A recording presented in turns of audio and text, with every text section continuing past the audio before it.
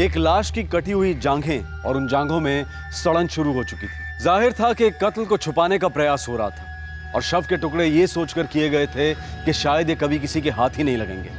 लेकिन दोनों जांघें अब पुलिस की कस्टडी में थी। किस लाश की थी ये जांघें? कौन था पीड़ित, कौन था कातिल और क्या थी इस कत्ल की कहानी? तूफानी समंदर की लहरों की तरह इस केस के उतार चढ़ाव ने भी इन्वेस्टिगेशन की नाव को काफी डोलाया।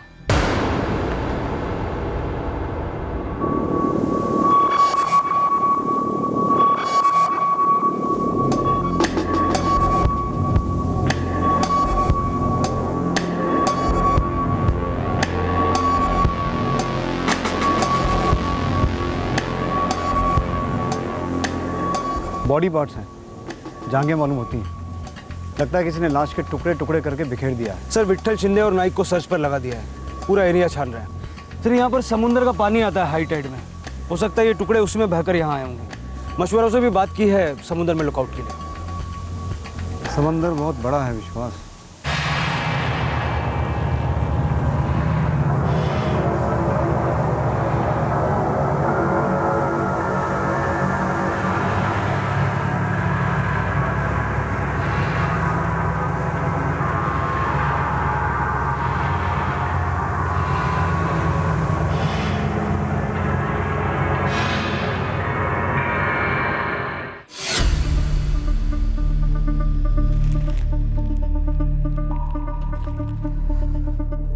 आपने सही गेस किया इंस्पेक्टर, ये इंसान के थाई से। आदमी के या औरत के?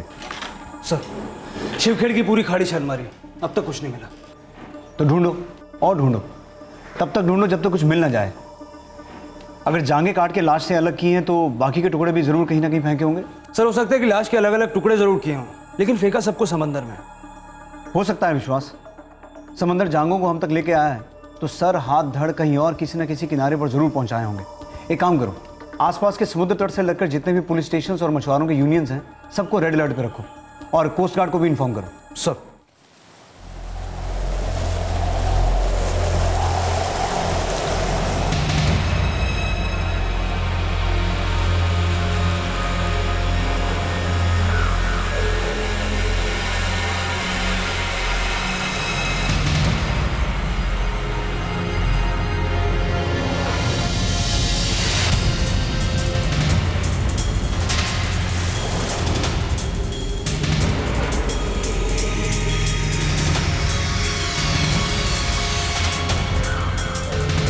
शिवखेड़ की खाड़ी में एक लाश की दोनों जांघें मिली हैं। सारे पुलिस स्टेशन को इत्तला किया जा रहा है कि उनके इलाके में इस लाश के बाकी के टुकड़े मिलने की संभावना है और हर मुमकिन एरिया पर सर्च पार्टी भेजी जाए।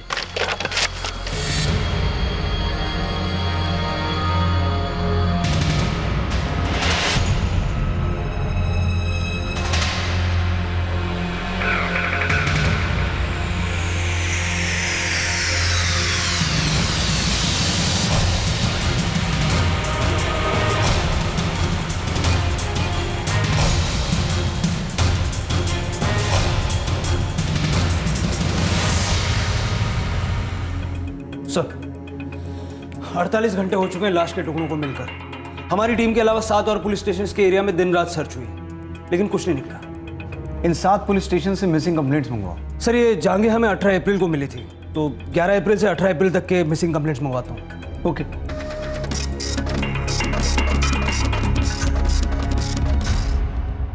सर 11 से 18 अप्रैल तक की ये मिसिंग कंप्लेंट्स हैं। सुरेश धुरी, पुरुष, उम्र 45 साल, मिरोशी पुलिस स्टेशन का केस है। इसके बेटे जतिन धुरी ने 16 अप्रैल को इसकी मिसिंग कंप्लेंट लिखवाई। दूसरा केस है अनीता कदम, महिला, उम्र 32 साल। इसके पति शरद कदम ने 17 अप्रैल को इसकी मिसिंग कंप्लेंट दर्ज करवाई। और सर तीसरा केस है उमेश भोयर, पुरुष, 26 साल। सर ये अपने पालघर पुलिस स्टेशन का केस है। अपना केस है?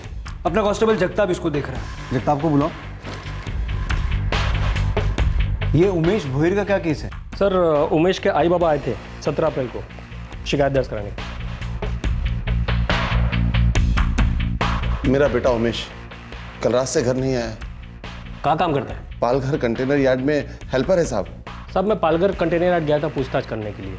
वहाँ बोले उमेश भोयर 16 अप्रैल को ड्यूटी पर आया था, पर उसके बाद कहाँ गया मालूम नहीं। उसके फ़ोन रिकॉर्ड्स? सर 16 की रात को स्विच ऑफ हो गया। आखिरी कॉल अपने दोस्त राशिद अनवर को किया उसने। ये राशिद क्या बोला? साहब मैं राशिद अनवर और उसके बाकी दोस्त दानिश अजीज और गुरु दावने से मिला। वो बोल रहे थे उमेश बोहिर अच्छा लड़का है, कोई लफड़ा वगैरह नहीं, पर एक लोचा है साहब। क्या लोचा?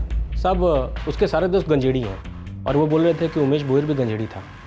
हाँ साहब, हम लोगों का तो रोज़ रात को मिलना होता है साहब, लेकिन उमेश नहीं था साहब। उमेश ने 7:25 पे आखिरी कॉल किया था अपने फ़ोन से, और फ़ोन तुम्हें किया था राशिद अनवर। फ़ोन मेरे को किया था, लेकिन वो नहीं आएगा ये बोला था ये दानिश। हाँ साहब, आप उन लोगों को लगा वो किसी काम में अटक गया होगा। कोई आपस का झगड़ा तुम लोग के बीच? अपन लोग सब बचपन से साथ में, वो थोड़ा बहुत 19-20 तो चलता है, लेकिन अपन लोग का बहुत सॉलिड जमता है साहब। अपन लोग दोस्त हैं एकदम बराबर बोलता साहब। हाँ, हम लोग दोस्त हैं सब। साहब मैंने तीनों की स्टेटमेंट चेक की है, कोई गड़बड़ नहीं है। वो 16 की रात की बात थी और आज 21 अप्रैल है। पता करो ये उमेश घर तो नहीं लौटा? जी साहब।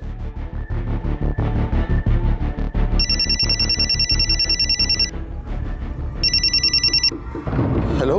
कांस्टेबल जगताप बोल रहा हूँ पालघर पुलिस स्टेशन से। हाँ हाँ साहब, क्या हुआ, कुछ पता चला हमारे उमेश का? मैं आपसे ही पूछने जा रहा था, कुछ खबर उमेश की? हमें कहाँ से खबर मिलेगी साहब, आप लोग ही माई बाप हो, जो कुछ करोगे आप लोग ही करोगे। ठीक है, हम बताएंगे आपको अगर कुछ पता चला तो। क्या बोले? हम ही से पूछ रहे हैं पुलिस वाले, कोई खबर है क्या? विश्वास, ये उमेश बोहिर गंजेड़ी के बारे में सारी जानकारी हासिल करो। कांस्टेबल जगताप की टीम काम पर लग गई है सर। गुड। और ये जो बाकी के 2 मिसिंग केसेस हैं, अनीता कदम और सुरेश धोरी, इनके बारे में भी सारी जानकारी निकलवाओ। सर हम ह्यूमन थाइस को एनालाइज कर रहे हैं inspector, but I am sorry, मैं आपको टाइम फ्रेम नहीं बता पाऊंगा। मिस्टर श्याम, आपकी रिपोर्ट आने के बाद ही सही मायने में हमारा केस किक स्टार्ट होगा। उससे पहले तो हम अंधेरे में तीर चलाते रहेंगे। मैं समझ सकता हूं सर, बट हमारी भी मजबूरी है। देखिए बहुत सारे केसेस पेंडिंग हैं और सारे केसेस आपके केस की तरह इंपॉर्टेंट। मैं आपको इतना प्रॉमिस करता हूं कि मैं डबल स्पीड में काम करूंगा, बट इस वक्त टाइमलाइन बताना बहुत मुश्किल है।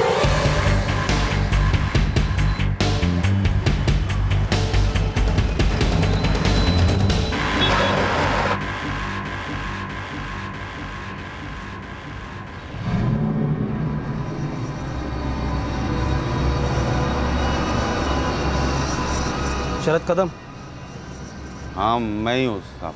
तुमने अपनी पत्नी अनीता कदम की मिसिंग कंप्लेंट करवाई थी। अब मेरे को नहीं चाहिए वापस वो, मेरे को पता करने का साहब कि किसके साथ भाग के गई हो, किधर गई, क्यों गई, मालूम नहीं साहब मेरे को। साहब तकलीफ उसको भी होना मांगता है ना साहब। घर पर और कोई है? खुद की कोख से पैदा हुआ सिक्का ही खोटा हो तो दुनिया पे क्या उंगली उठाना साहब। मेरा बेटा तो शराब में डूबा हुआ था, लेकिन मेरे बहू का दम घुट रहा था। चली गई उसे छोड़ के। कुछ तो कहा होगा आपसे? कुछ नहीं, सिर्फ थैली ली और कांदे बटाटे लेने जा रही हूँ कहा मुझसे। गई जो गई, वापस आई ही नहीं।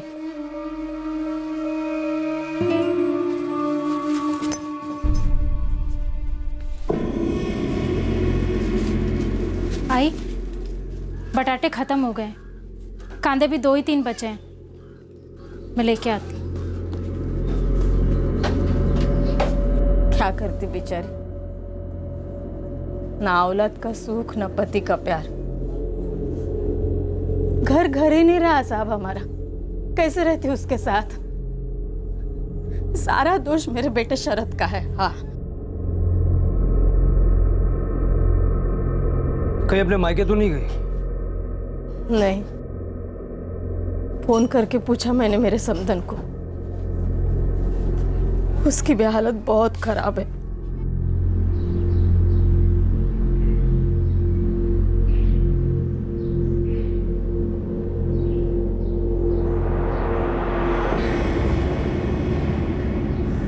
हाँ साहब, ये मेरे बाबा है सुरेश धुरी। मैंने कंप्लेंट लिखाई थी मिरोशी पुलिस स्टेशन में। कब से गायब है? 16 अप्रैल को। कोई परेशानी थी? साहब हम गरीब हैं, परेशानी तो साई की तरह हमारे पीछे पड़ी रहती है। खेत में उपज नहीं तो सारी गलती मेरी। कोलों के बैलों से ज्यादा मैं पिसा हूं। अरे जमीन जहरीली हुई, 2 बूंद बारिश नहीं हुई तो मैं क्या करूं? किसी को पड़ी है? नहीं, सब मेरे नाम पर चिल्लाते हैं, मेरा गला दबाते हैं, और तुम दोनों भी। सर पे कर्जा था? सिर्फ सर पे नहीं साहब, सब कुछ कर्ज में डूबा था। एक तरफ बैंक वालों की तकलीफ, दूसरी तरफ साहूकार वाले लोग हर साल फसल के नाम पे हम सिर्फ मजाक काटते थे। मैं खुद 12वीं पास हूँ साहब, पर पूरे इलाके में ढंग की नौकरी नहीं मिलती, सबका पारा चढ़ा हुआ रहता है। इससे पहले ऐसे बिना बताए कभी गए हैं? नहीं साहब, वो दिन तो वो खेत पे भी नहीं गए, पता नहीं कहाँ चले गए साहब। सर, अनीता कदम अपने पियक्कड़ पति शरद की वजह से घर छोड़कर गई, ऐसा उसकी सास का कहना है। उसकी माँ अपने बेटे शरद का बचाव तो नहीं कर रही है?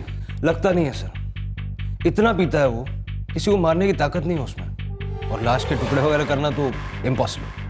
सुरेश धुरी भी अपने इलाके के हजारों किसानों की तरह कर्ज में डूबा था सर। कहीं साहूकारों के दबाव में आके सुसाइड तो नहीं किया? सर, मैंने साहूकारों और बैंक के रिकवरी एजेंट से बात की, ऐसा कोई दबाव नहीं बनाया उन्होंने। और सुसाइड किया भी हो तो ये जांघें उसकी नहीं हो सकती, क्योंकि हम एक मर्डर केस से निपट रहे हैं। सर, फॉरेंसिक रिपोर्ट भी अब तक आई नहीं है। फॉरेंसिक रिपोर्ट अगर अनीता कदम, सुरेश धुरी या उमेश भोयर इन तीनों में से किसी एक की तरफ इशारा करती है तो हमारा गुड लक, और अगर नहीं करती है तो हमें इन तीनों के परे कोई चौथा एंगल देखना होगा। एक काम करो, अपने डिस्ट्रिक्ट के बाहर के जो पुलिस स्टेशन हैं उन सबकी मिसिंग कंप्लेंट चेक करो, पुरानी मिसिंग कंप्लेंट्स भी चेक करो। हो सकता है कहीं दूर किसी को कोई दूसरा बॉडी पार्ट मिला हो। 3 मिसिंग कंप्लेंट्स के दायरे से निकलकर अब महीनों पहले के मिसिंग केसेस भी इन्वेस्टिगेट किए गए। आसपास के कई पुलिस स्टेशन इस इन्वेस्टिगेशन में भागीदार बन गए, लेकिन इस सब के बावजूद भी पुलिस इन कटी हुई जांघों का रहस्य सुलझा नहीं पा रही थी। फोरेंसिक लैब की रिपोर्ट अभी भी पेंडिंग थी। उतने में पुलिस ने एक नई लाइन ऑफ इन्वेस्टिगेशन को अपनाया, और दरअसल इसी की वजह से इस केस में सुरागों का खाता खुला। सर, जिसकी जांघें हमें मिली हैं, हो सकता है कि उसकी मिसिंग कंप्लेंट दर्ज ही ना हुई हो। मतलब जिसका कोई आगे पीछे है नहीं? Correct sir. हमें कटी हुई जांघें शिवखेड़ की खाड़ी की झाड़ियों से मिली, यहाँ से। तो हो सकता है किसी ने उन्हें यहाँ से फेंका हो, या फिर यहाँ से, या फिर यहाँ समंदर से। एक काम करो, इस सारे इलाके में अपने खबरियों को एक्टिवेट करो, उन्हें कहो उन लोगों का पता लगाएं जो मिसिंग तो हैं लेकिन मिसिंग कंप्लेंट्स दर्ज नहीं हुई। सर,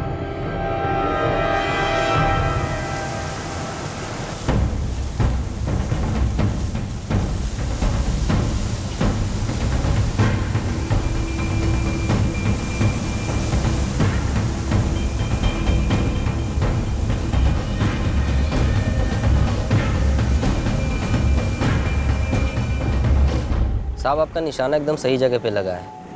अपने वान गांव के कंसोरी गांव की एक लेडीज़ है, मैरिड लेडीज़ है साहब, मीनाक्षी लोखंडे। साहब, वो मिसिंग है, लेकिन उसके हस्बैंड ने कोई कंप्लेन नहीं लिखाया है।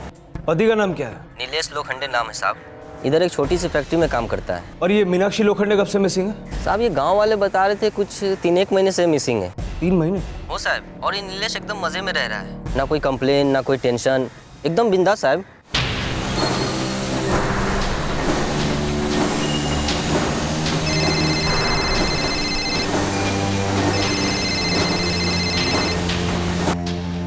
नीलेश, वो पुलिस आए हैं।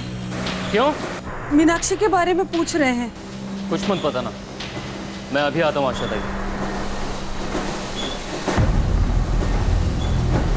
नीलेश आ रहा है। बेटा, तुम्हारी आई कहाँ है?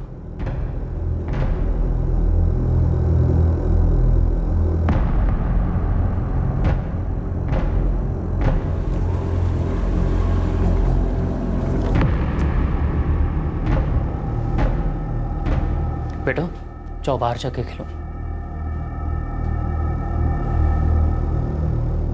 मीनाक्षी 3 महीने से गायब है, लेकिन तुम उसे ढूंढ नहीं रहे हो। इसका मतलब है तुम्हें पता है वो कहाँ है? नहीं सर, मैं नहीं जानता। मैं ढूंढ इसलिए नहीं रहा हूं, वो और मैं पहले से एक दूसरे को खो चुके हैं। अब कोई मतलब नहीं उसे ढूंढने का। मैं खुश हूं बच्चों के साथ। वो तुमसे ना खुश थी? मैं खुश नहीं था उससे, शर्म के मारे गर्दन झुक जाती थी मेरी। ऐसा भी क्या शर्मनाक काम करती थी तुम्हारी बीवी? लत लग गई थी उससे। कैसी लत? मेरी पत्नी को मर्दों की लत लग गई थी। हर हफ्ते कोई नया, मुझसे पेट ही नहीं भरता था उसका। नाम जानकर क्या करोगे? कुछ करोगे? सच में कुछ करोगे? दिगंबर नाम है ना उसका। चलो अच्छा है, नाम जान लिया तो ये भी जान लिया होगा कि उसमें ऐसा क्या है जो तुम में नहीं है। क्या नहीं करता हूं तुम्हारे लिए? अच्छा कमाता हूं, सारे पैसे तुम्हारे हाथ में देता हूं, 2 प्यारे बच्चे अपने, उन्हें छोड़कर तुम अलग अलग मर्दों के साथ घूमती फिरती हो और पता नहीं क्या क्या करती हो। यही तो रोना है कि तुम्हें पता नहीं कि क्या करती हूँ या फिर कैसे किया जाता। मीनाक्षी क्या चाहिए तुम्हें? 2 बच्चे और हाथ में तनख्वाह देने से एक औरत की जरूरत पूरी नहीं होती। एक असली औरत को असली मर्द ही चाहिए जो उसकी हर जरूरत पूरी कर सके। अब इससे ज्यादा और तुम्हें क्या समझाऊं? तेरे हिसाब से मैं असली मर्द नहीं हूं? दिगंबर असली मर्द है? हाँ?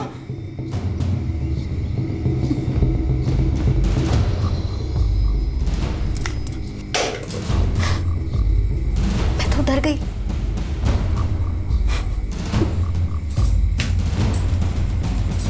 सामने से बोलती थी तुम नामर्द हो, खुश नहीं कर सकते हो मुझे।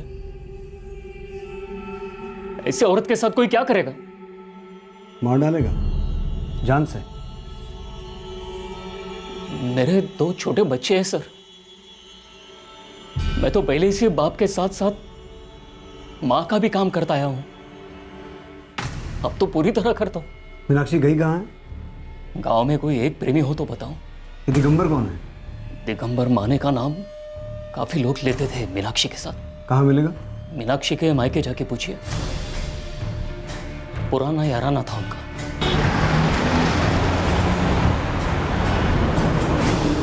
सर ये नीलेश लोखंडे आदमी तो सीधा लगता है, पर विश्वास ऐसा कहीं लिखा तो नहीं है कि सीधा आदमी झूठ नहीं बोल सकता या मर्डर नहीं कर सकता।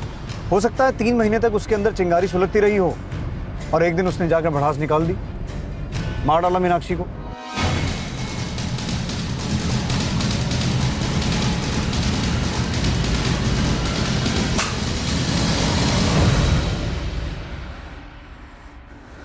मीनाक्षी लोखंडे कहां थी? क्या वो कटी हुई जांघें मीनाक्षी की थी? लेकिन मीनाक्षी अपने पति नीलेश का घर 3 महीने पहले छोड़ चुकी थी। पुलिस अब अपनी पूरी ताकत लगाकर मीनाक्षी को ट्रेस करने में लग गई। आखिरकार मीनाक्षी के साथ हुआ क्या था?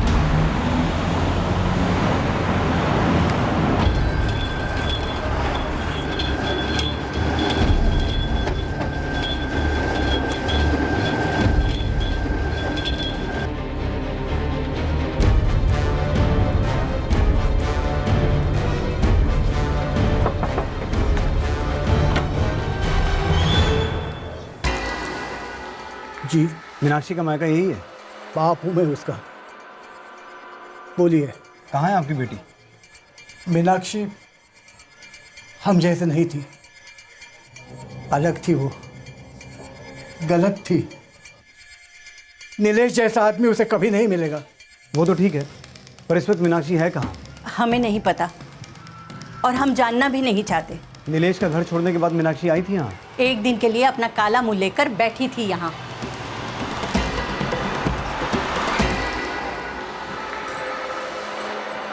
मीनाक्षी बड़े दिल वाला है नीलेश, तेरी सारी करतूतों को माफ कर देगा। वापस चले जाओ उसके पास। अरे आई, क्या करने का ऐसे बड़े दिल वाले का जो मेरे छोटे छोटे अरमान भी पूरे नहीं कर सकता। अरे लानत है तेरे अरमानों पर, जिसमें ना तो तेरे पति शामिल है और ना ही तेरे बच्चे।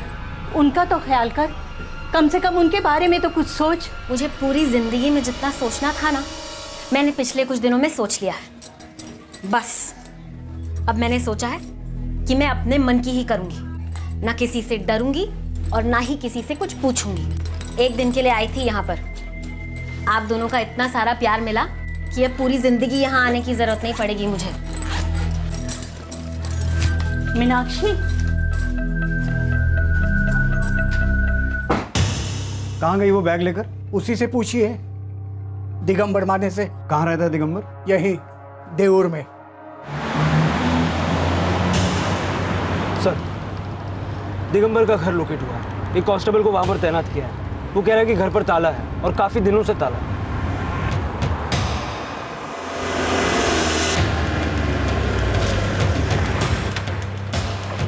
सर पड़ोसी कह रहे हैं कि 2.5 महीने से ताला लगा हुआ है यहाँ पे। मीनाक्षी आई थी यहाँ रहने? साहब नाम तो नहीं पता, पर 3 महीने पहले एक औरत आई तो थी दिगंबर के साथ यहाँ रहने।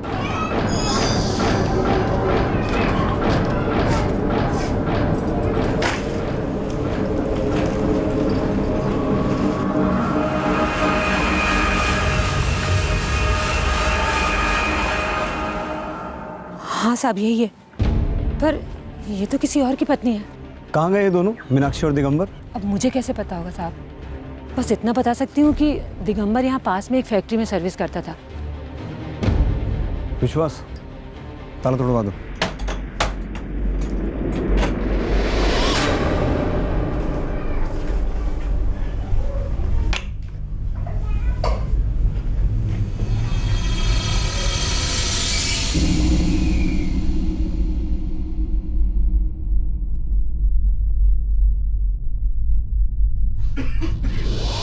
यहाँ कुछ तो जलाया गया है, यहाँ कुछ पक रहा था विश्वास, यहाँ कुछ तो गलत हुआ है।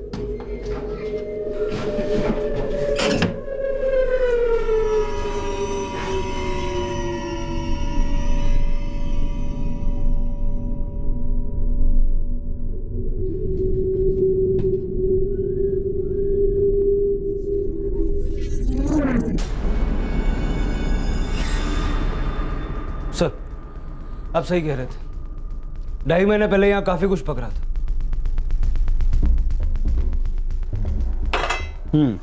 पक तो रहा था लेकिन खाया नहीं गया, पकी चीज जल गई। तुम दावे के साथ कह सकती हो कि ये घर 2.5 महीने से बंद था, यहाँ कोई आया गया नहीं?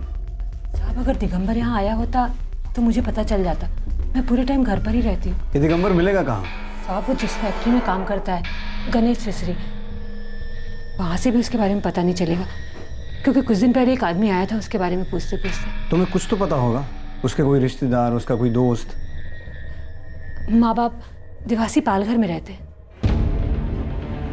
पर विश्वास, हमें तो मालूम तक नहीं है कि दिगंबर दिखता कैसा है। सर, गणेश फिशरी की फाइल्स में उसकी फोटो जरूर होगी।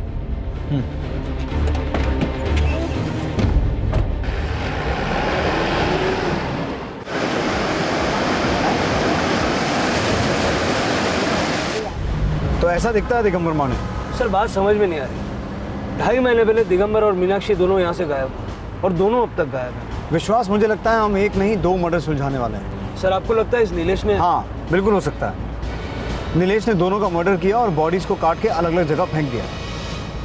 कई मिसिंग कंप्लेंट्स को फॉलो अप करने के बाद अब वो एक औरत को खोज रहे थे जिसका नाम था मीनाक्षी लोखंडे, और जिसका आता पता एक राज था। मीनाक्षी के चोट खाए पति नीलेश लोखंडे को लग रहा था कि मीनाक्षी अपने एक प्रेमी दिगंबर माने के साथ कहीं भाग गई है। अब सवाल यह उठ रहा था कि क्या यह केस वाकई एक जेलस पति द्वारा हत्या का केस था, या फिर इस केस की हकीकत बिल्कुल ही अलग थी।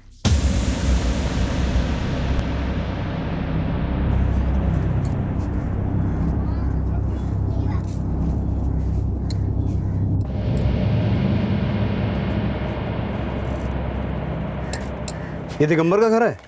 जी साहब, मैं दिगंबर की आई हूँ। इस लड़की को पहचानती हैं आप? नहीं साहब, बात क्या है? दिगंबर आया था यहाँ करीब 2.5 महीने पहले। दिगंबर यहाँ आया, बोला वहाँ वान गांव में काम नहीं करने वाला है, यहीं रहेगा, यहीं काम करेगा।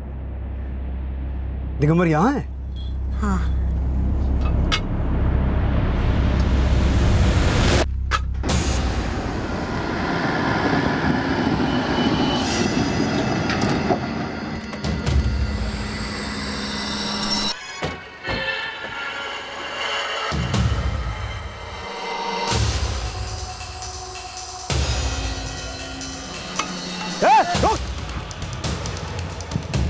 दिगंबर!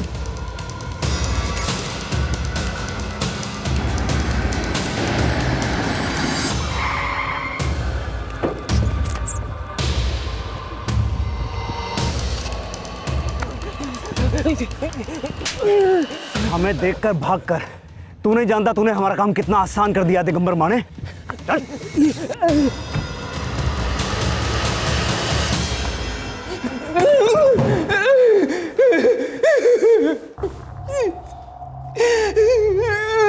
साहब, मुझे सच में नहीं पता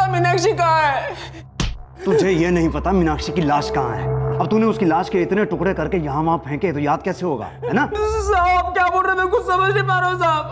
कोई बात नहीं, कोई बात नहीं। जब उल्टा लड़का के एक एक हड्डी तोड़ेंगे ना तेरी, तो सब अपने आप उगलेगा। विश्वास, जगताप, इतने दिनों की पूरी कसर निकालो।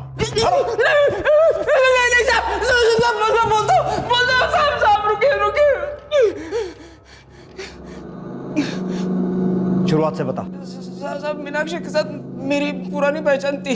जब मैं वानगांव में काम करने के लिए गया तब वो फिर से दिखी। फिर से हमारी दोस्ती शुरू हो गई। दोस्ती? चक्कर फिर से शुरू हो गया साहब। हम लोग उसके घर पे मिलने लगे। जल्दी खेलो गीता, गीता जल्दी खेलो, गीता।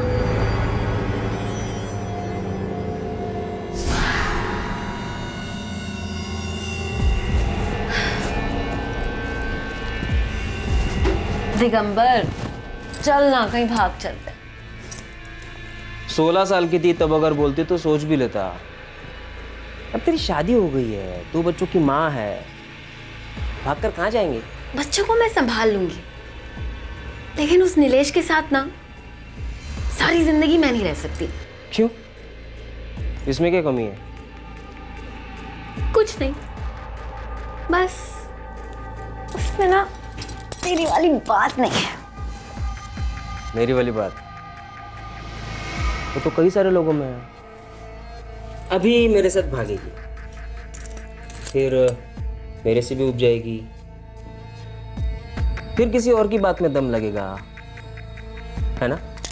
दिगंबर, तू मुझ पे शक कर रहा है ना? शक ना करने का कोई कारण है?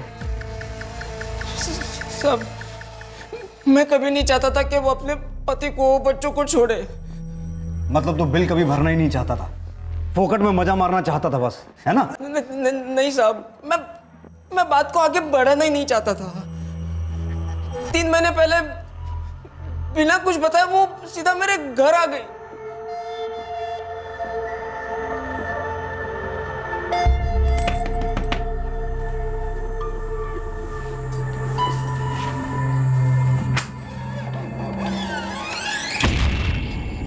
निवाला निकल लो और मेरे लिए भी खाना लगा दो, बहुत भूख लगी है। उसकी भूख भयंकर थी साहब, मिटती नहीं थी कभी। वहाँ वानगांव में नीलेश के साथ थी तब उसका दूसरे मर्दों के साथ कुछ ना कुछ चलता ही रहता था। यहाँ मेरे पास आई तो यहाँ पर भी उसने वही सब शुरू कर दिया। हर मर्द के साथ आंख लड़ाती। मैंने उसे कितनी बार बोला, जा अपने बच्चों के पास जा, लेकिन वो नहीं मानी।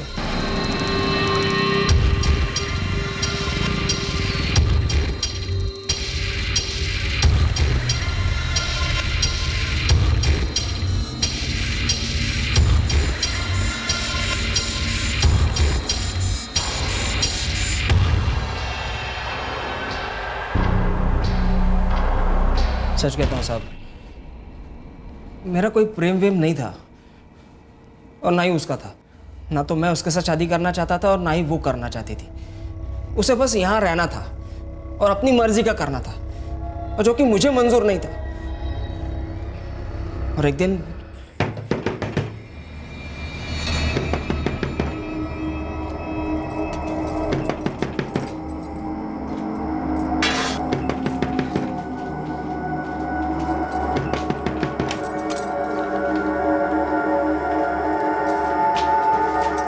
मीनाक्षी, आज रात को ही तुम तुम्हारा सामान बांध के रखना। कल सुबह होते ही मैं तुम्हें तुम्हारे घर छोड़ दूंगा। क्यों? क्योंकि तुम मुझे यहाँ पर नहीं चाहिए, इसलिए। क्यों? क्या क्यों क्यों लगा रखा है? मैं तुमसे शादी वादी करने वाला तो हूँ नहीं। पलटी मार रहे हो? मैंने अपना घर, अपने बच्चे, सब कुछ छोड़ दिया। क्यों? क्योंकि तूने कहा कि तू मुझसे शादी करेगा। सारी छोटी, मैंने तुमसे कब कहा मैं तुमसे शादी करूंगा? हर चीज बोलने से नहीं समझी जाती है दिगंबर। तूने मुझे अपने प्यार का वास्ता दिया, मेरे साथ प्यार के संबंध बनाए, और मैंने अपना घर छोड़ दिया, बच्चे छोड़ दिए, पति छोड़ दिया। इसका मतलब तो यही समझा जाता है ना दिगंबर कि तू मुझसे शादी करेगा। प्यार, शादी, ये शब्द ना तुम्हारे मुंह से अच्छे नहीं लगते। तुम्हें सिर्फ तन की भूख पता है, शादीशुदा होने के बावजूद गैर मर्दों से तुम उसे मिटाती रहती हो, और ये गंदगी तुमने यहाँ पर भी शुरू कर दी। मुझे सब पता है, समझी? शादी कर ले मुझसे दिगंबर, सब बंद हो जाएगा। बोलना कब कर रहा है मुझसे शादी? आइंदा कभी मुझ पर हाथ उठाया तो जिंदगी भर भूलेगा नहीं मुझे। सीधे जाऊंगी पुलिस स्टेशन और लिखाऊंगी रपट, कहूंगी कि तुमने मुझे अपने प्यार में फंसाया। फिर देखना पुलिस को भी मेरी ही बात पे विश्वास होएगा। इसे लेने के देने पड़ेंगे ना कि भीख मांगोगे मुझसे शादी करने के लिए, समझे?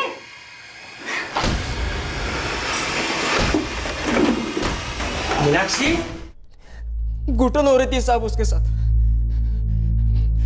गुस्से में मैंने क्या कर दिया कुछ समझ में नहीं आया, बस कर दिया।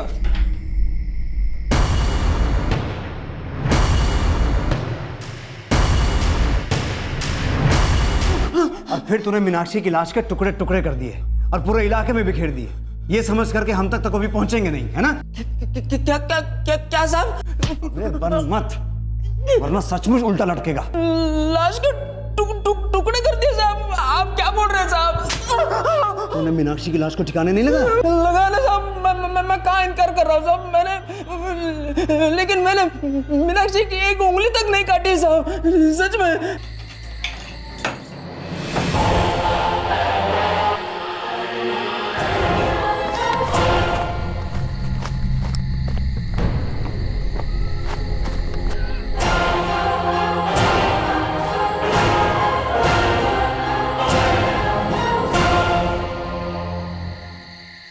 लाश को जंगल में फेंक दिया, सोचा जानवर खा जाएंगे। उसके बाद मैं वापस अपने घर लौटा ही नहीं, सीधा अपने गांव चला गया दिवाशी आई के पास।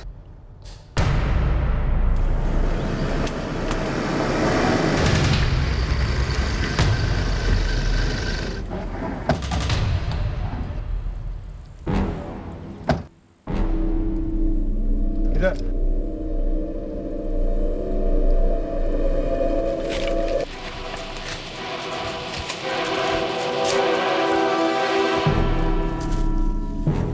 साहब मैंने लाश यहाँ से नीचे फेंक दी थी।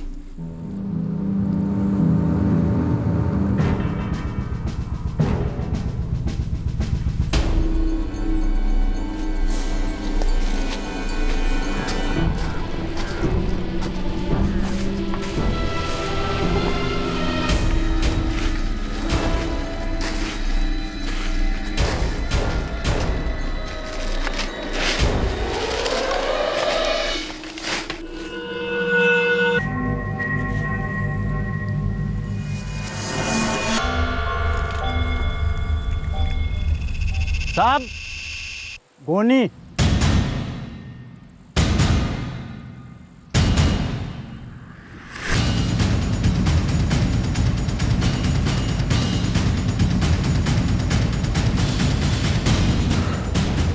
सर औरत की बॉडी है, काफी बुरी हालत में है, बॉडी पार्ट्स भी मिसिंग है। औरत की लाश है, एज अर्ली 30s। ज्वेलरी और कपड़े आप आइडेंटिफिकेशन के लिए यूज कर सकते हैं। ये वही हो सकती है जिसके थाइज मिले थे हमें? नो। क्यों? इस लाश के भी बॉडी पार्ट्स मिसिंग हैं। मिसिंग नहीं है, खा लिए गए हैं। इस औरत की बॉडी को जंगली जानवरों ने जगह जगह से खा लिया है, थाइज भी। इंस्पेक्टर शायद ये वो लाश नहीं है जिसकी आपको तलाश है, लेकिन फॉरेंसिक रिपोर्ट आने तक मैं 100% कुछ भी नहीं कह सकता।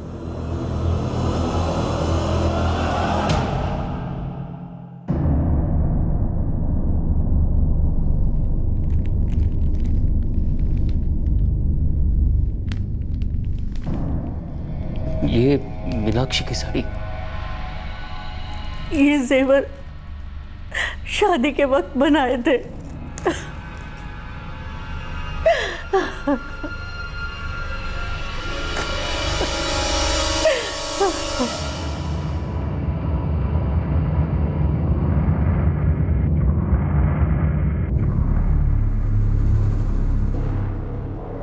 विश्वास, फॉरेंसिक लैब के साथ कांस्टेंट फॉलो अप करो, अपनी प्रोग्रेस उन्हें बताओ, प्रेशर डालो उन पर। सर अब तक 3 बार फोन कर चुका हूँ। वैसे सर अगर दिगंबर ने 2.5 महीने पहले मारा होता तो बॉडी का सड़ना लॉजिकल है, लेकिन जो जांघें हमें मिली हैं वो इतनी सड़ी हुई नहीं है। सर एक खबर है सर। बोलो जगताप। अनीता कदम और सुरेश धुरी वो दोनों अपने घर आ गए साहब।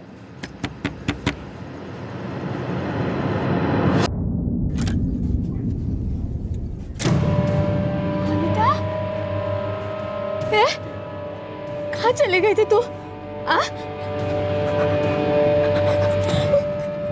आजा बेटा, आजा।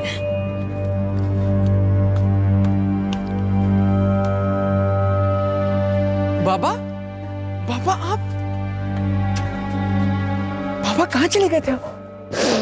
नहीं कर पाया रे, हिम्मत ही नहीं हुई खुदकशी करने की।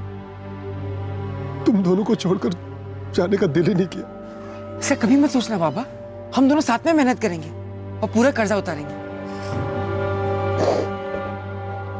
चलो, दो परिवारों को सुकून तो मिला, पर वो तीसरा उमेश दशरथ भोईर, उसका क्या हुआ? साहब वो अभी तक लौटा नहीं है। क्या हमारी एक बार भी याद नहीं आती होगी उसे? क्या ये गांजे का नशा इतना असर करता है? क्या पता निर्मला, पुलिस भी यही बोल रही थी कि वो उसे अभी तक ढूंढ नहीं पाई। साधु वाधु बन गया हो कहीं, कोई लड़की का चक्कर हो, कुछ भी हो, बस वो एक बार हमें बता दे ताकि हम ऐसे तिलमिल ना होते रहे। 1 महीने से ऊपर हो गया निर्मला, संदेशा भेजना होता तो अब तक भेज चुका होता। मुझे भी नहीं मालूम कि क्या हुआ है हमारे उमेश को। हमारे पास इस बात का कोई प्रूफ नहीं है कि जो जांघें हमें मिली थी वो उमेश की हैं या नहीं। हो सकता है अनीता और सुरेश की तरह वो भी घर लौट आए। हो सकता है सर, लेकिन इतना तो तय है कि एक शख्स का मर्डर हुआ है, लाश की जांघें काटकर अलग की गई, और वो शख्स कभी अपने घर नहीं लौटे। और पूरे 1 महीने बाद भी हमारा ये केस ब्लाइंड का ब्लाइंड ही है। कटी हुई जांघों का रहस्य 7 महीने तक बना रहा, केस में कोई सुराग हाथ नहीं आया, मामला ज्यों का त्यों बना रहा, और फिर पूरे 7 महीने बाद इस केस के इंजन को एक किक स्टार्ट मिला।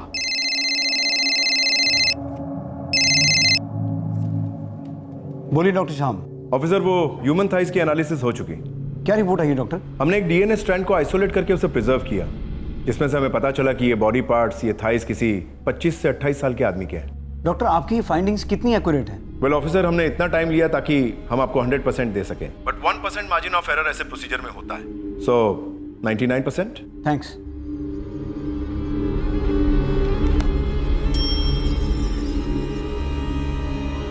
विश्वास, फोरेंसिक रिपोर्ट आ गई। मेल 25 से 28 साल।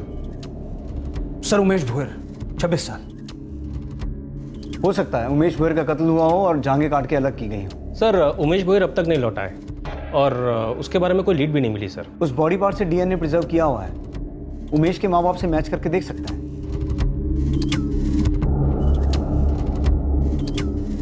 साहब ये डीएनए है क्या? क्यों करवा रहे हैं हम? दशरथ जी, हमें एक लाश की जांघें मिली है।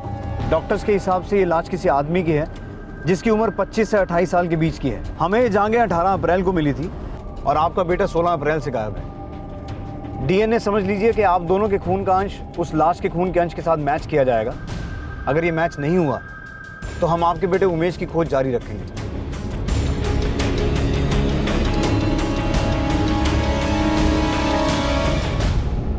ये कटी हुई जांघों का केस क्या कभी ब्लाइंड केस की अंधेरी कालकोठरी से निकलकर रोशनी में आने भी वाला था या फिर नहीं? इस केस में उमेश भोईर की मिसिंग कंप्लेंट पर इन्वेस्टिगेशन हुई तो थी, लेकिन डीएनए प्रिजर्वेशन के बाद यह समझा जा रहा था कि ये बॉडी पार्ट उमेश के ही हो सकते हैं। लेकिन दिल्ली अभी बहुत दूर थी। इस केस में और कई ऐसे पेचीदा मोड़ और ट्विस्ट आए, इसके पहले कि यह साबित किया जाता कि ये 2 कटी हुई जांघें आखिरकार किसकी थी। साथ ही साथ ये भी पता लगाना था कि आखिरकार इतना भयंकर कत्ल हुआ क्यों, और एक ऐसा सुराग जो पुलिस की नाक के नीचे था। आपसे फिर मुलाकात होगी क्राइम पेट्रोल सतर्क में। तब तक अपना ख्याल रखें, सुरक्षित रहें और याद रखें, सही वक्त सही कदम, सतर्क रहें। जय हिंद।